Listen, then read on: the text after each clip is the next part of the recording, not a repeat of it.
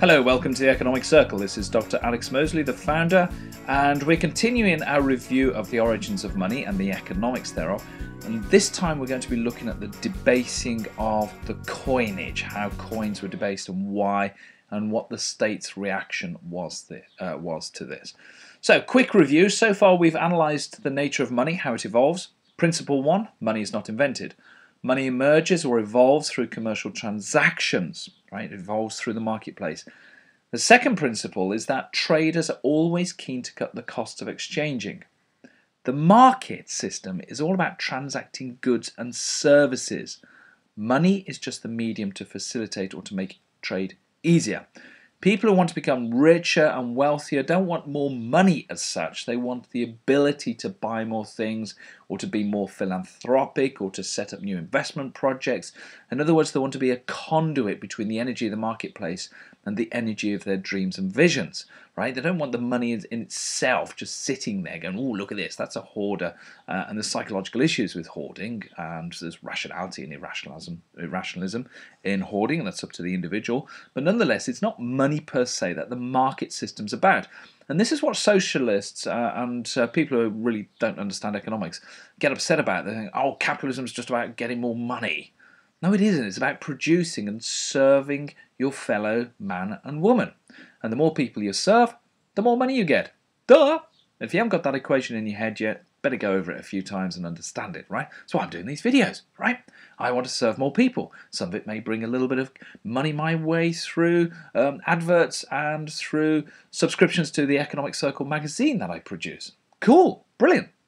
Otherwise, why would I do it? Well, I love doing it anyway, but I'd like to bring more energy over to the Economic Circle so we can get the great message of economics and what it's about and really good sound economics out there. Because let's face it, there's a lot of wallies in control of the political systems. Anyway, let's get beyond that. In the previous lessons, we also looked at the evolution of banking. So not just money emerges in the market system, but banking also emerges. Now, deposit banking emerged as a service for traders to hold their money in secure premises. The traders could then withdraw their money and put money into those deposits, and use checking deposits and electronic point of sale services. These are services offered by the bank to again reduce the transaction costs. And today we have, whoopee, internet banking. I love internet banking. When clients pay me online, it goes straight into the account. I can then do a transfer to my personal account.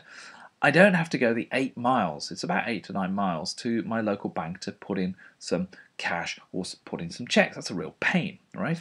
Now, all of these services act to reduce the cost of transacting because the market system is all about swapping goods and services.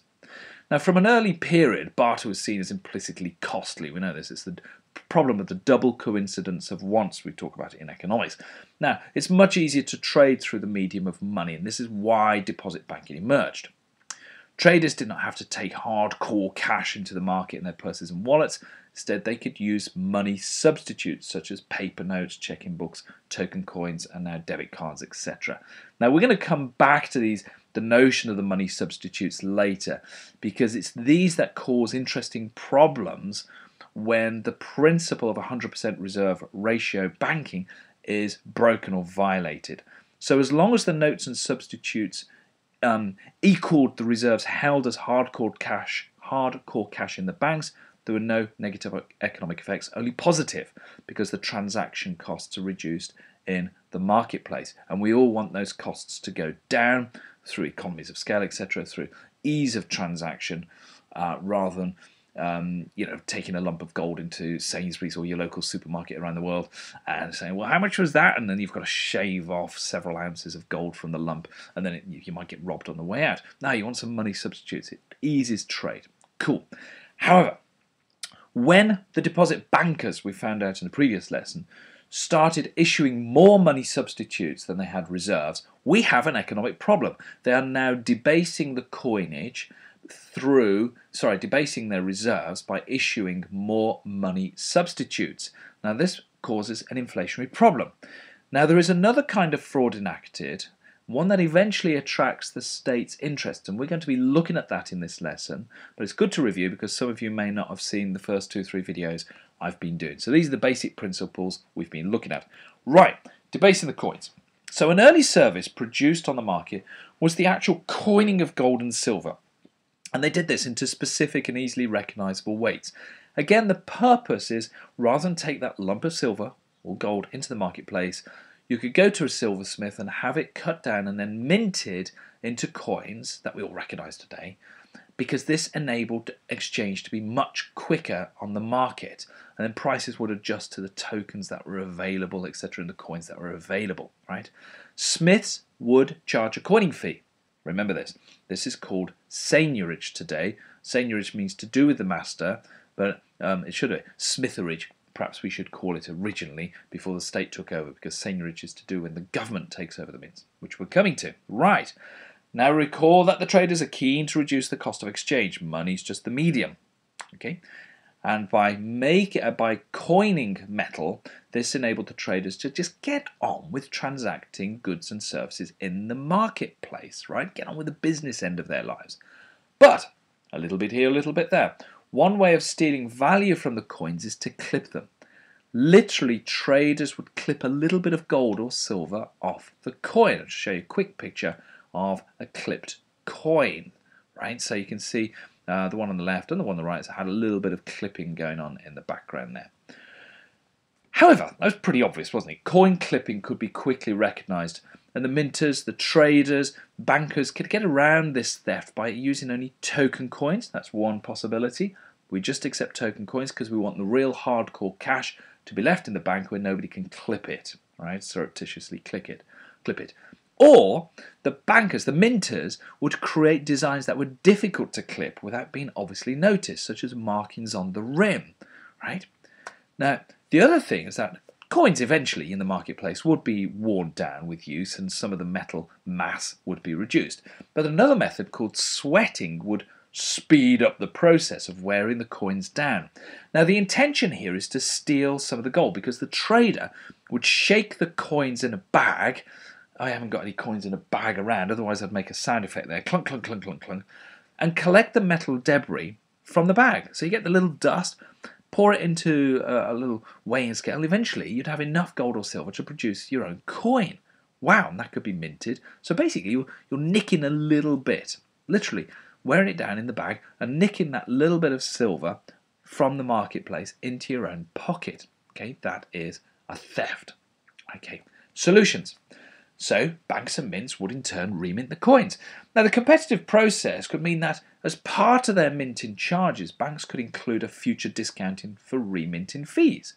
Okay, so it's not just 5% that will take for minting your lump of gold or silver into coins, but it's going to be 8% because we've got to remint a load of coins, and we do that as part of our service to you because we're a great mint and we were trustworthy, etc.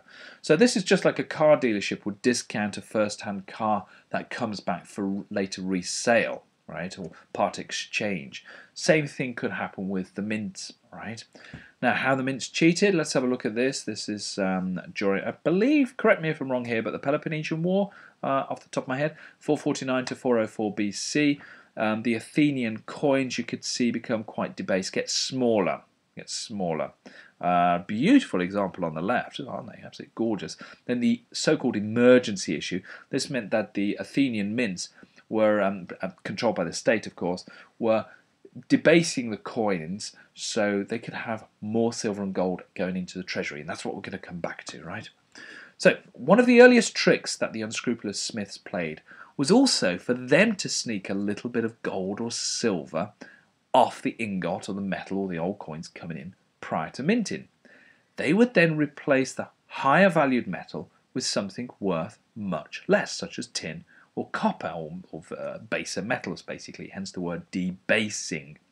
Now, as long as their clients did not realize that they'd been sold back dodgy coins, the coins would circulate with unadulterated coins. Now, this happens today with counterfeit notes. We're going to make one or two connections with modern money systems, right? This happens today with counterfeit notes. Same thing, right? The economic effect of the fraud is to redistribute resources over to the fraudulent smiths, as by stealing their clients' gold or silver, they are enriching themselves. But they're doing it, they're breaking a contract.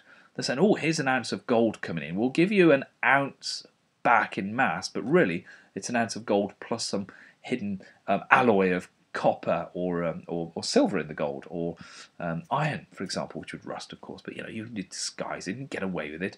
And the little bit that you've nicked, the 5, the 10% or whatever, then goes into your pocket. And funnily enough, the smiths became richer and richer and richer. Economically also, we need to know this. This is really powerful. The debased coins also acted to increase the quantity of money circulated in the marketplace, as more coins could then be minted than before, since they require less gold. But how long can the smiths keep up this fraud? Well, it depends. How long any crime goes undetected is dependent on people's trust and observational skills. If the smiths have built up a long-standing reputation in the marketplace, the coins are likely to circulate at value for longer than those coined by smiths who've just entered the marketplace and who are cheating. It's like they haven't got the trust, they haven't got the reputation. This is true of companies, this is true of individuals, this is true of politicians, right? This is a human thing. But sooner or later, though, assayers, people who check the quality of the coins, because there were people that emerged on the market to check the quality of the coins, especially when you've got coins coming in from different parts of the country and different countries, or other smiths would detect the lowered level of gold and silver in the coins. They go, hang on, there's not an ounce of gold in here, mate. You've been done. There's only 60%, mate. Ah, dear. Now, at which point the game would be up. Let's say there is a Melton goldsmith. I live not far from an English provincial town called Melton Mowbray.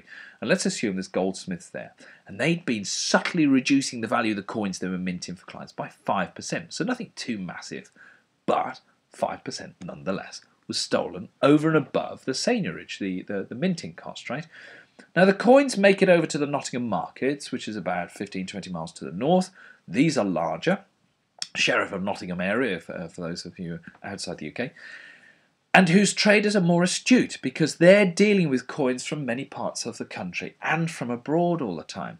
So a trader is unsure as to the weight of the Melton coins. It just feels lighter. He asks an assayer to check its gold content, and sure enough, he discovers it's 5% lighter. Word quickly gets out, because he's been defrauded 5% by the Melton goldsmiths. Word gets out that the Melton coins have been debased, and as information spreads out through the markets in turn begin to discount the Melton coins by 5%. Ha-ha! This, the astute may recognise, is just what happens when the central banks print money. Ooh, it's the same principle, duh. But more of that in a later lesson, right? Repercussions. So, the Melton coins may continue to circulate in the broader markets, but always at a 5% discount to other coins, because the traders have heard, it's a Meltonian, that is, 5% less for you, mate. In other words, we're going to add 5% to the nominal cost of whatever you're buying. Cattle, a sword, a cloak, or whatever. Go through Game of Thrones in your head, whatever people would buy in those days, right? More importantly, the damage has now been done. Dun, dun, dun. The reputation of the Melton Smiths, or the mints as we can call them, has been shot. They've shot themselves in the foot. They can't get away with it. They might get away with it for short term, pass on fraudulent coins to their local traders, but then word gets out, and then those mints would suffer the repercussions. Benignly, just a 5% discount on the marketplace for their coins. Aggressively, people may attack the minters, penalise them, and in history sometimes execute, jail them, or ostracise them. Now, if the Melton mints were to introduce a new coin to regain their reputation, this would of course be subject to much scrutiny. Can we trust them? I don't know, let's take them to the assayers. And it may take a long time before that trust is regained, just like with any company in the market. Or if you've been an individual who's been lying in your early teen years over everything you've been doing because of various fears and psychological issues going on at home and you can't cope with the responsibilities you've been lying, it might take a little while before your parents and authorities start to trust you. Yeah? Same with a company. Same with a politician, right? Same with the minters. Now, the fraudulent activities of some smiths would often attract the attention of the authorities. Oh, yep, what are they doing? Now, in a free market economy, the state exists, okay, this is going to be arguable, to ensure and defend civilians' property rights and enforce contracts through the legal system. Now, much of this is actually provided by the market system by itself without the state's help, thank you very much, but that's a completely another story, right? Now, hearing woeful tales of fraudulent smiths attracts the local king or the local prince or sheriff's attention, and he may want to intervene at this point. Naturally, the state's officials would assert that they need to protect traders, maintain the value of the currency that the mints are producing, and to give them their due, some governments were very true to their words, for a time. And that's the issue, for a time. The market has a very powerful mechanism for ensuring that standards are met anyway. Arguably, as a free market economist, we don't need regulations. We've got basic laws to ensure contracts, etc. And if people are cheating, they get found out, right? They don't get away with it for too long. They only get away with it, you'll find historically and through economic theory, when governments act to protect the fraud. What? Do governments do that? No, surely. Yes, they do. Right. Now, government philosophy is all about control. Politics is about the use of power. We don't need to examine the justifications of the use of power here, but suffice it to say, from the economic perspective, or public choice theory, or government failure theory, if you're aware of that yet, the incentive to cheat when running a mint is hindered by the marketplace. When you're in the marketplace, you can't cheat for long because you kill your reputation. The 100 years that your family built up this mint and you go and debase the coins, what have you done, you idiot? We're out of business. But when the mints are nationalised, the incentive to cheat becomes much more tempting for the government officials. Why? Well, when governments take over the mints, they proclaim that we will ensure high standards. Now, many economists who don't read history or do much monetary theory accept this presumption. What idiots? Duh! But if governments take over food or car production, we don't see higher standards, do we? We see falling ones. And again, if you're not sure of this because you didn't grow up in the Cold War or haven't looked at the Soviet Union or what happened to Albania or what Cuba was like in the 50s, 60s and 70s, just check it out, right? The reason is that the lack of competition kills the need for government producers to find out what the markets want and therefore to adapt, innovate and keep costs low. The market system does this. The market system finds out what demand is because it's all about swapping produce and services. So you need to find out what your customers want. And if you don't do that, you don't sell anything. And when you're in the marketplace, you've got competition. Sometimes close substitutes, very close substitutes, further substitutes, doesn't matter, but there's competition there. Or people just about to jump in the marketplace if you start charging too much. That's the market. So therefore, you've got a huge incentive to adapt, to innovate, keep costs low. Ka-ching, ka-ching, ka-ching. That's what the market system's about. Now, it's the same with the control of the mints. In the very rare, historically very rare, instance of a government abiding by some very strict constitutional requirement not to debase the coinage, the temptation to debase is way too high for government officials, right? And in fact, really, the real reason for governments to take over the mints is that they can secure control over the economic rent, the profits, from the minting process. They want the seigniorage, that which is paid to the master being the government, right? Now, seigniorage covers the cost of the minting the coins, but then there is always that bigger temptation to debase. Again, I've put a connection here to modern monetary systems to show you that there's a huge connection, the principles we learn when looking at the origins of money, to what's happening in the modern banking system. Da-da! Can you see where this is going? Right.